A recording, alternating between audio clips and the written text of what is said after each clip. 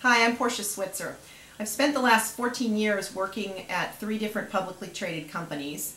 Those include 2 mid-cap companies and 1 large-cap company. Most of my background has predominantly been in technology, and I've handled everything from standardized investor relations programs to crisis management on the other side. I'm really happy to be a part of the Blue Practice team. Some of the offerings we have in investor relations can range anything from creating a solid plan. First and foremost, you need a solid investor relations plan. It's how you go to the street. It's how you go to market. That will be probably the most critical element for a lot of the new Cleantech companies as they emerge and IPO. The second item would be ongoing IR support. Any programs related to standard quarterly reporting, any requirements for press releases and scripts and so on, and Q&A.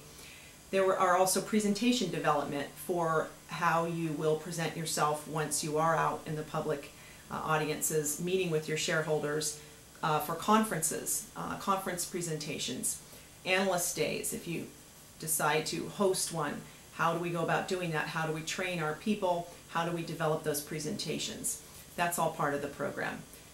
Another element of the program would be crisis management and how a company will react when there is a severe crisis, how a management will respond, how quickly will they respond, what their needs are from a regulatory standpoint, how well you can work with anything that's required from proxy battles to regulatory agencies.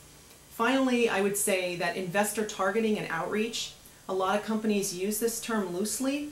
I think it's very critical in terms of understanding who your shareholders are, finding out who you want them to be, and going after them. I think that the most important item here, though, is also that companies and shareholders evolve over time. So as your strategy moves forward in a multi-year strategy, your needs for your shareholders may change as well. And I think it's important that the investor relations practitioner is able to always be at the forefront of that in helping companies determine who next would be best suited in terms of driving that valuation, getting those multiples up, and getting the best return for your shareholders.